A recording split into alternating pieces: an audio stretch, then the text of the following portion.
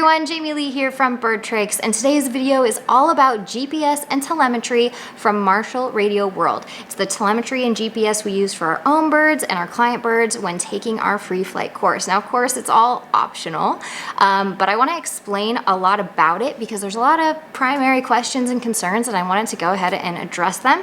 And there's going to be parts of this video that dive in deeper for those of you nerds out there who want to hear all the technical terminology and really see if this is the right thing for you and your bird. The big thing that I want to drive home is, because I didn't understand this until getting way deep into the world of telemetry and GPS, is that there are two options. There's GPS and there's telemetry, but for the small birds, there's only one option, and that is telemetry. So when you guys hear us talk about all the cool stats and being able to watch 3D flight patterns of our birds on the app and get to see how fast they flew, how high they were flying, all that cool data, I'm sorry, small birds, that is not an option for you. So the big birds have what we call and what we refer to as GPS. It's this unit right here. This unit goes onto their tail. This is a tail mount, but it can also go onto a leg mount as well. So it's a pretty big unit, as you can see. We can't put this on the small birds. The small birds get this little telemetry unit, and this only weighs 3 grams compared to this one, which I believe weighs around 8 or 9. So it's a really big weight difference. We just can't put this huge GPS unit on a small bird, and a small bird is pretty much anything beyond a large bird. So even the medium-sized birds, such as our galah, gets this. And that's just so that it doesn't negatively affect their flight pattern. So if you guys are wondering, these are the two differences. This is GPS, this is where you get all the cool data. This is telemetry. This is just meant to be able to locate your bird. Now, the GPS is paired with this. The telemetry is paired with this. So you guys should be able to remember it. Pretty crazy. But the whole point of the telemetry is to be able to locate your bird if the worst happens and you can't find it because it doesn't make its way back to you.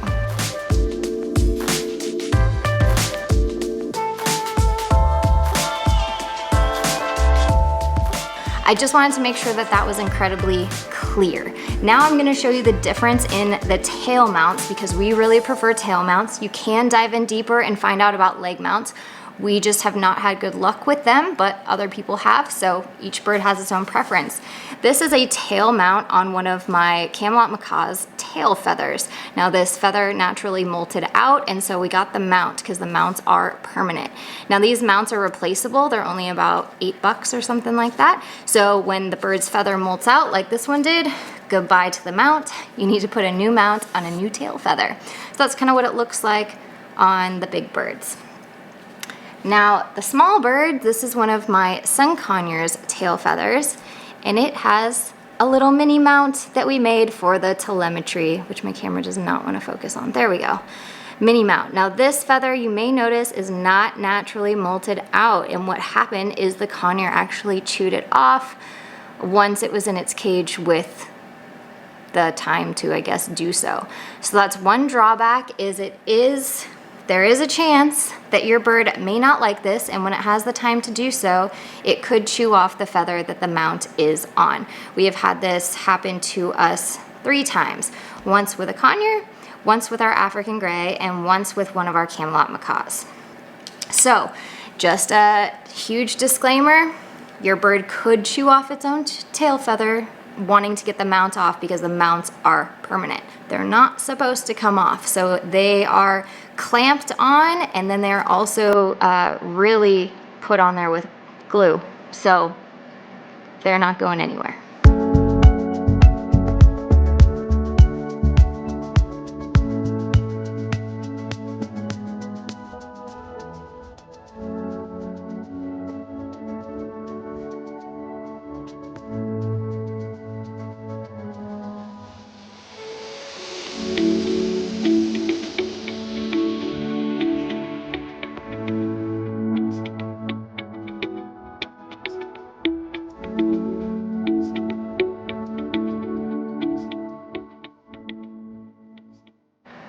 Those tail mounts are meant to be permanent. The reason that they aren't removable is that if you ever lost your GPS unit because the whole thing slid off, that would be a very expensive mistake. One of the things that we get asked about is if the birds can totally destroy these units and anything with it. So the antennas are replaceable. As you can see, this is a pretty thin antenna. The thinner and lighter the antenna, the better range you're gonna get for being able to track your bird farther. However, you can get a heavy duty one. This one is a lot thicker, and this one is less likely for your bird to be able to destroy. So I'm just gonna show you the difference here in thickness. So you can get a thicker one so that your bird's less likely to destroy that antenna, but your range will be messed with a bit for how far it can track your bird. So if you have a really destructive bird who's just super interested in it, you can definitely go for the thicker model. We use mostly all thin models because we don't keep these on our bird other than when they're flying, so they don't have the time to just hang out and go at this thing. I have to say, I love my community because your guys' primary concern with the GPS and telemetry units were, does it hurt the bird? And no, it does not. None of this should ever hurt your bird. Now, it may be uncomfortable to first clamp it on. A lot of people freak out because when you first clamp, you hear a little bit of a crunch, and that's not actually anything happening to the feather, it's the metal. It's that metal clamp going smaller. So a lot of people cringe and are like, oh man, is that the feather? It is not. It shouldn't hurt your bird. It might alarm them a little bit, make them a little uncomfortable for having something, for having their tail touched in that way. A lot of birds handle it with no problem. Somebody can just be holding them while the other person does it, no problem. Other birds might need to be toweled to get that initial clamp on and do it properly. Everybody has a little bit of a different preference for how high they do the mount, so that's just entirely up to you. A lot of the macaws, we found that we like doing the mounts a little bit lower, and that way we can get them on and off really easily, and they just kind of go flush with the tails, and the birds don't seem to even notice. Now, that's a pretty general thing. For macaws, we've had a lot better luck. With the medium to small birds, we've noticed that they're a lot more bothered. Our African gray especially was incredibly bothered by the telemetry mount. Again, that's the small mount that is just to recover your bird. She was so bothered by this, she couldn't chill out about it. So we only gave her a day to see if she would just acclimate to this doohickey, and it affected her flight pattern. She wouldn't fan her tail, she kept it really tight, and we just felt like it made her a little too vulnerable for us to continue with telemetry. However, our 100-gram sun conures don't have a problem. So it's not so much about the species of your bird, but the personality of your bird. And Cressy, our gray, would take a little bit more training, desensitization, and just acclimating to the unit, whereas all of our other birds have required no acclimation. They just have it on them and they go. All right, so a lot of you guys were wondering, how does the unit attach? So again, the mount that goes on the tail, that is permanent. That is not only clamped onto the tail feather itself, but it's actually reinforced with glue, which they cannot get to. All right, so it would be this way, and you can see that that mount is just in there. And then it would be so nice to have another person right now. I need both hands. All right, so then to get this out, you're just simply going to squeeze this together and pull it on through. So again, to put it on, you squeeze those two things together, they go up and they sink down on it. To get it out, you go up, squeeze together, and pull it right through, okay? And it pretty much looks the same on the larger device. Yes. All right, so you have this one, you squeeze these together, goes up into the unit, pops out, comes down. Same thing to get it off, you pull up, squeeze together, and pull through. All right, so you can see how if you're in a hurry and you panic about this, it probably becomes more uncomfortable for the bird. Again, squeeze together, goes up, and then you're just gonna give it a little slight pull down so that it sits real nice and snug on there. I'm gonna show one more time. To get out, you go up first, squeeze them together, and bring them on out. So again, what size birds can wear this? For the telemetry, we recommend this telemetry for medium to small birds. All right, so another concern is after you spend so much money on a GPS unit and the whole kit, can your bird destroy it? Heck yeah. Heck yeah, they can. If they are just left to their own devices to go to town on this, they can definitely do some damage to it. Now, these are pretty well solid and put together. I've heard very few stories of a bird actually being able to damage it beyond repair. Usually what the bird gets to is the antenna and really hurts the antenna. The antennas are replaceable though. They're not that much money to replace, and again, you can get the thicker one if your bird is just incredibly distracted and destructive. However, for us, these are only on our birds when we are free flying. If we are not free flying, if they are going back in a carrier, just the second that we are done flying them, these come off. So they are not given any extra time to play with these, to get curious about it, and to start going at the unit. If the unit is brand new, the cool thing about the BirdTricks package is it comes with a dummy unit. So you can put the dummy unit mount on your bird. It's still the exact same weight, the exact same structure. It's just, it doesn't work for recovering your bird or tracking anything. And that way you can see if your bird's gonna go for it, if your bird's, what your bird's natural tendencies are, and you don't have to do that experiment with the real unit. All right, so the other question I got is, does the GPS unit require an app or software to use it? And yes, it does. It does. This is what you're going to use, and it's going to connect to your iPhone or your iPad. So sorry, non-Apple users, you're gonna be an Apple user now. This does require an iPhone or an iPad to link up so that you can see everything, you can download your maps, you can do everything that you need to do to get that awesome data that Marshall's has created. So the cool thing about this is it does not require Wi-Fi or internet connection at all. It is strictly off satellite. Again, it's GPS. So if you're gonna be in an area that you know has absolutely no signal of anything, you can download your maps ahead of time, and all of this stuff will work awesome because it'll all the data will already be on your phone. You'll already be able to track your bird super securely using all of it. It'll all be good to go. So just if you know if you're gonna be in a really rural area, download your maps ahead of time of that area so that you're super prepared. The last thing that I want to point out is that there's a lot of confusion when ordering through the website on Marshall's because you're given the option of the RT GPS or the Turbo GPS. And the difference between the two is that the Turbo can do 3 times the range of the RT. So if your bird is likely, and hey, we're all getting GPS because accidents happen and we're trying to be prepared for what we don't want to happen.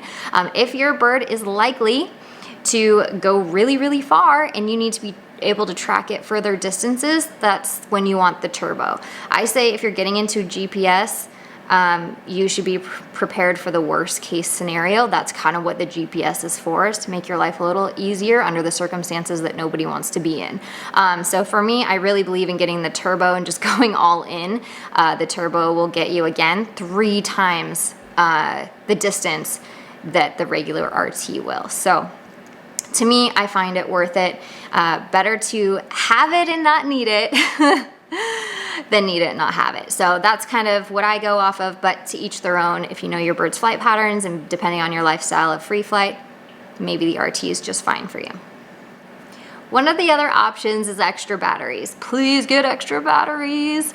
That way you know that you can always have one charging and you can always have one ready to go. We like to start with a fresh new battery every single time we fly. We do not just charge it whenever it seems like it needs it. We charge it every night before we plan on flying the very next day. So it's a good habit to get in, especially because we had a flight student who had not a fly off, but her bird did not make it back to her and her battery was dead from not charging it enough. So I'm a believer in extras, but you know, again, when it comes to GPS, I would say just go all in with this package just so that you're prepared for literally the worst case scenario. Another thing I want to point out is that our experience is primarily with the tail mount. We have not messed with the leg mount very much. We did try the leg mount on our African Gray Cressy. Again, she was completely distracted by it, didn't work out for her. We have not used the track pack before, so we're a lot more confident and comfortable with the tail mounts that we've had success with. So that's kind of where everything lies for us. I just want to be super open about that. That's why you don't really see us using the leg mount method. You don't see us using the track pack. It's not that we're anti those or anything. We just don't have experience with those methods, so I'm just not super confident speaking on it. So now that I've gotten the most frequently asked questions out of the way, I'm gonna let you guys enjoy this video that dives a little bit deeper into helping you decide if GPS or telemetry are right for you and explaining a little bit more about how the technology works. Hey everybody, Dave Womack here from BirdTricks, and today I've got a really special treat. We're actually in Idaho talking with Kevin from Marshall Radio. We get a ton of questions about, hey, I got a bird, I want to be able to track it outside, what do I do? So Kevin's going to be answering a lot of questions for all of you guys to be able to help guide you down the right path. In our most basic kit here, you've got a receiver called a pocket link, and then this is going to pair to your iPhone or your iPad. So you're going to actually be able to see where your bird is live in real time on a map. And then we have two separate transmitter options that at first glance look almost identical, but we have one that's our GPS transmitter and one that's our turbo GPS transmitter. And really the difference between these two, slight difference in cost, but really the primary difference is in the actual range that they provide. So the turbo gives you 2 to 3 times what the GPS does. A lot of customers have asked us, what is the range of the system? So range difference, as I said, is about 3 times, but let's talk about under your ideal conditions there. If you're flying with just the regular GPS transmitter and the pocket link in this configuration with a small little antenna on it, you'll probably get somewhere between half a mile to a mile worth of range to be able to go and track your bird live, and then also to go retrieve it should it fly away. So really what you're purchasing or buying there with that additional cost is enhanced safety. So being able to get a signal at a much further distance. So in addition to, so let's say we had the half mile to a mile range with our standard GPS transmitter, going to the turbo gives you 1.5 miles to 3 miles in lower altitude conditions. There are also things that can be done to extend the range on the receive side as well. So we don't have one in the frame here, but we've got a vehicle roof mounted antenna that will give you another probably 2 to 3 times that. So you might get 2, 3, 4 miles on the low end, up to even 10 miles on the high end when the bird is maybe in the level of the trees that are around us here. And then anytime you can gain elevation or the bird is flying at a higher altitude, you can get even 10, 20, 30 miles while you're doing that live tracking. So this is those situations you just described that are less than ideal, but are the risky situations your bird could get in. That's the maximum safety that you can achieve with a system like this. Well, I love what he's talking about here, because what we've chosen to go with as BirdTricks is the turbo GPS. So we do get that extra range because it's great to get the data because it shows the speed, it shows the elevation, it shows the amount of time in the air, it shows so many amazing factors. And that you mentioned too, you can play back in real time, you can play back in 3-dimensional configurations on your phone.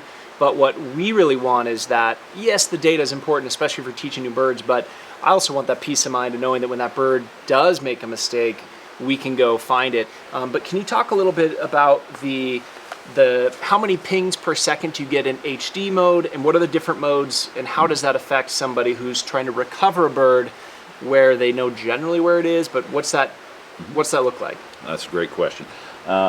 So I would say this, the system is extremely versatile. So it's as simple as I turn this on with a magnet and I screw one of these rechargeable batteries into the transmitter. I turn on an app on my phone and I'm, within a minute or two of acquiring GPS, I'm actually live and tracking my bird. It can be used to see the metrics live and to do recovery. But it is fully customizable. We have basically 4 different operational modes inside the transmitter. So HD, that one would be your training scenario where I want to see exactly how high the bird is, exactly how far he went today, to be able to replay a very accurate track back in 3D. And that is recording live and showing you that data coming in live, as well as recording it at 16 times a second. So 16 hertz, we're streaming that data in. It makes a precise, beautiful track. But it is battery consumptive. So if you're going to have a flight that's going to go for more than 30 minutes or an hour, then we have the next mode down, which is called economy or eco mode, and that is designed to give you an update every second or two and is going to dramatically increase your life out to multiple hours of flying. Now, if you're going to have a very, very extreme situation where you've got a bird out overnight, or in one of your examples of an unrecoverable position, maybe you have to come back the next day, we have an extended mode that is programmable from 2 minutes up to every 12 hours. And then we have a sleep mode as well. So if you know, hey, my bird's in that tree and I'm going to come back in the morning, I set it to wake up at 5 a.m., I'm back there the next day, and it's conserved battery so that you can get multiple days of life out of the system. So it's all there, all user configurable. Now, you heard him mention he turns it on with a magnet. The cool thing I love about this, it's waterproof. So that's why the magnet, instead of having elements exposed, or excuse me, buttons that are exposed to the elements or things that can fail, is completely submersible. Am I correct? Exactly. So really cool ideas there. I've got the standard weight antennas here. So these would be what our normal falconry versions would be, and maybe up to a smaller size macaw, you can use these standard antennas. Now, if you've got a hyacinth macaw, something very, very big, we offer this basically double or even triple weight antenna.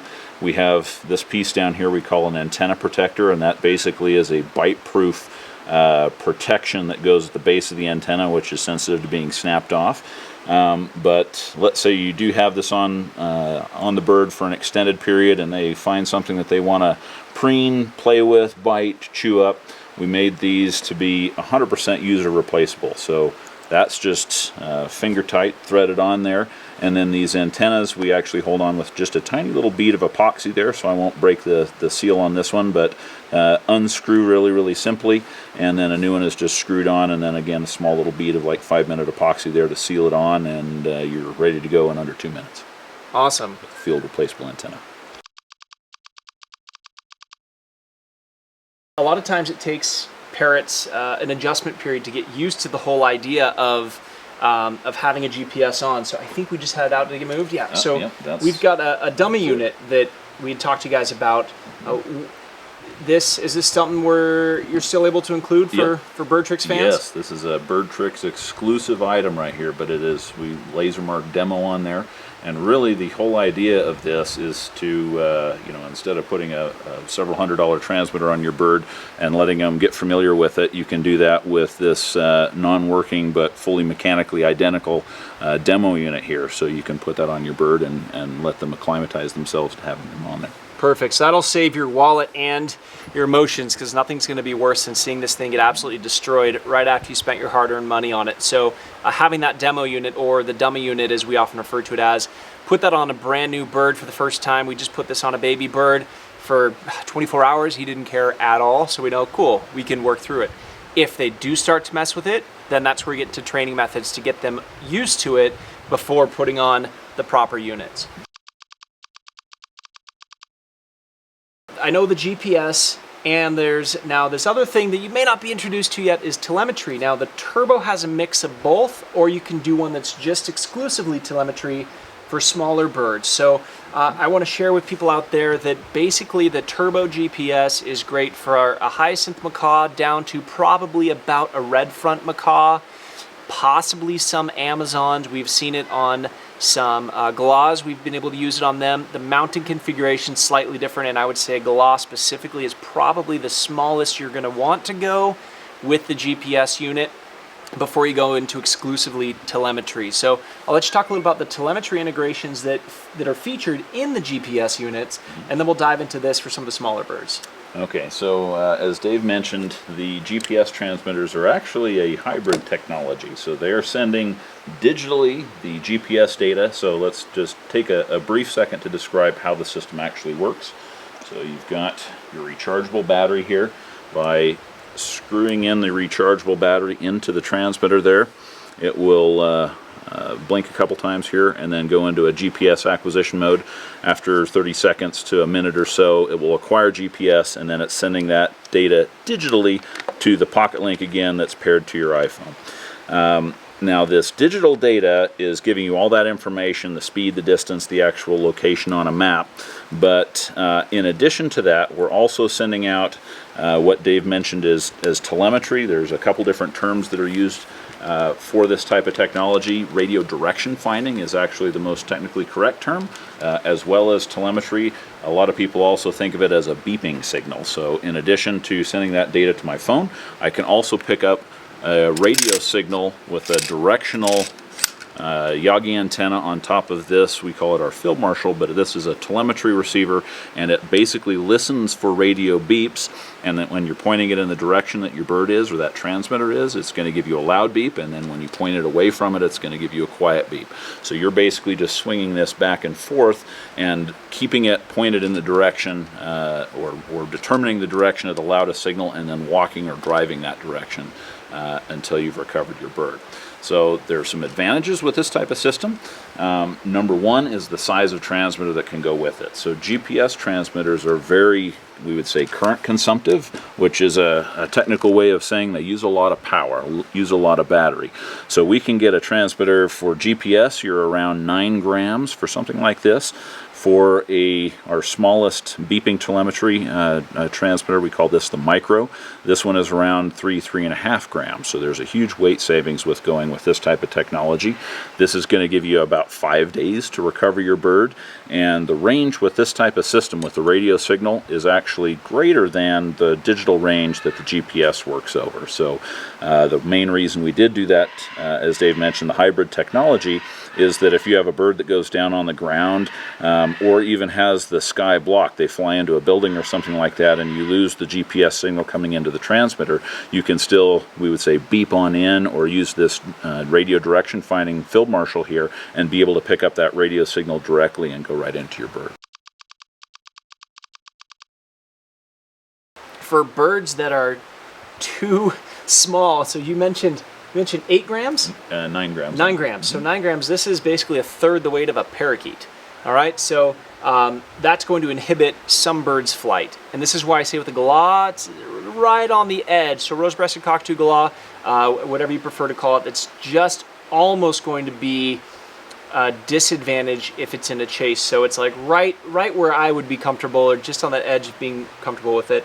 However, the telemetry exclusively works fantastic on that size and smaller, and so we even just recently got this onto one of our sun conures. So it was on Dietka. I know you guys offer a lot, and the falconry world has so many different reasons behind the different styles of mounts, but based on my opinion from the Parrot side of things, to me I feel the safest with strictly a tail mount. And so there's a couple of different tail mount options here. This the red one's obviously for a larger bird. It just mounts simply onto their one of their middle tail feathers, somewhere towards the center. And the GPS itself goes into, you can see their logo, that would be facing up, and the GPS unit goes into that. Or for the telemetry, we have much smaller ones right there, and I added a little bit of green in there that I'll explain because that doesn't normally come with it. But this little piece that I inserted there, I super glued in a piece of heat shrink so that we can get it onto an even smaller tail feather, which we were super surprised. It was an experiment we just tried today, and because the conures tail feathers are about 1.3 to 1.5 millimeters, we were able to get that on there without any issues, and Dietka was able to fly without any obstruction, where I know some people are flying it with maybe like a backpack type configuration, or maybe on the bird's ankle leg band, they'll attach it to that, or just around the ankle in general. And to me, one of the concerns with that from a Parrot standpoint is just that if they're flying really fast, their legs aren't meant for hunting with their legs, and so they're a lot weaker than a falconer's birds would be. So for that reason, I would suggest for people out there wondering, how do I mount this on my bird? That is definitely my recommendation. But I do want to at least let you kind of chime in on what those other options are for people that maybe just don't believe that this is the best option. Okay, so in the Parrot free flight community, we really have seen, well, let's take a step back. For falconry, there are 4 mounting methods. There is the leg, the tail, which we just discussed, a backpack or a track pack that we make, and then a neck mount, which is an elastic mount that goes over the bird's head. In the falconry world, tail mounting, leg mounting, and the backpack are by far the most popular. In the Parrot free flight world, the leg mounts, a lot of our Asian customers are very strong into the leg mounts, and a lot of our European and North American customers prefer the tail mount, interestingly enough. Interesting. And I think a lot of it is just what they've experienced. I can tell you that when you leg mount these, so the spring here, this tail clip, or the tail spring we call it, this is easily removed to convert it, and then you would use a different style battery right here. So this would be a leg mount battery right there. So easy to convert. But what we do see is customers that wear them on or put them on their bird's leg, this goes through a lot more abuse. So the antennas are going to be a much faster consumed item for you.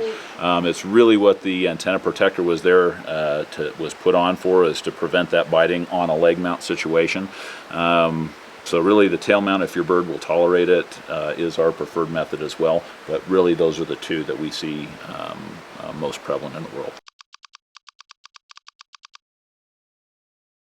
How many of these GPS units can be run on the app at the same time? Okay, that's a really, really great question. So when we designed the system originally, it used to be a one-to-one. You had one transmitter for one pocket link. But as of 2018, we upgraded that so each pocket link can handle 5 transmitters, and that's not 5 at a time, that is 5 concurrently. So we call it simultrack. And that allows you to see if you have a group of macaws that you're flying at the same time, an entire flock, you can see their live tracks, where they're going, where they're at in relation to each other, the speeds of the different birds, all at the same time. That's so awesome. 5 at a time.